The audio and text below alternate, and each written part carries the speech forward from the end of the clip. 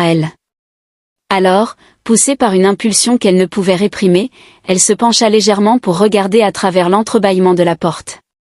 Ce qu'elle vit ne dura qu'une seconde, mais cela suffisait pour planter une graine de malaise dans son esprit.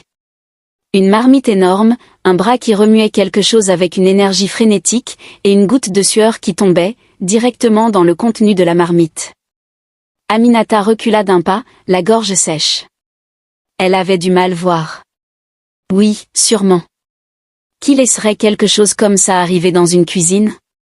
Elle reprit son chemin vers les toilettes, mais dans son esprit, une nouvelle question commençait à se former. Que se passait-il vraiment dans cette cuisine? Pourquoi avait-elle cette impression qu'un détail lui échappait? Alors qu'elle refermait la porte des toilettes derrière elle, Aminata ne savait pas encore que ce qu'elle avait entrevu n'était qu'un avant-goût de ce qu'elle allait découvrir. Ce repas, qu'elle attendait avec tant d'enthousiasme, allait devenir bien plus qu'une simple aventure culinaire. Et maintenant, la marmite de son inquiétude commençait doucement à bouillir. Aminata, après avoir décidé de se rendre aux toilettes, avançait tranquillement en direction de l'arrière du bar.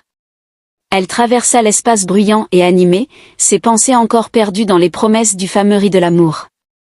Mais dès qu'elle quitta la salle principale, le bruit s'atténua légèrement, remplacé par une ambiance différente, un mélange de chuchotements pressés, de bruits de marmites qui s'entrechoquaient, et d'un grésillement étrange venant de la cuisine toute proche. En approchant des toilettes, Aminata passa devant la porte de la cuisine. Contrairement à ce qu'on aurait pu attendre, elle n'était pas complètement fermée. Une fente étroite permettait de jeter un regard indiscret à l'intérieur. Mais ce n'était pas la vue qui attira d'abord son attention. Non, ce furent les bruits. Elle entendit des marmites bouillir, bien sûr, mais aussi des voix basses, presque murmurantes, comme si on essayait de cacher quelque chose. Parfois, un éclat de voix s'élevait, rapidement étouffé par le son d'un ustensile tombant sur le sol. Et puis, il y avait ce bruit, comment le décrire?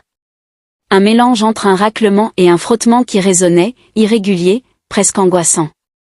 Curieuse comme toujours, Aminata ralentit le pas, juste un coup d'œil, pensa-t-elle, se rassurant qu'il n'y avait rien de mal à satisfaire un peu de curiosité. Aminata remarqua également des casseroles noircies empilées dans un coin, leur contenu renversé ayant laissé des traces grasses sur le sol. Un seau d'eau, utilisé pour nettoyer, avait une teinte douteuse, oscillant entre le marron et le gris. Et comme si cela ne suffisait pas, une colonie de mouches semblait avoir élu domicile dans un coin de la cuisine, virevoltant autour d'un morceau de poisson mal couvert. Aminata, encore figée, sentit son cœur s'accélérer. Que devait-elle faire? Elle n'était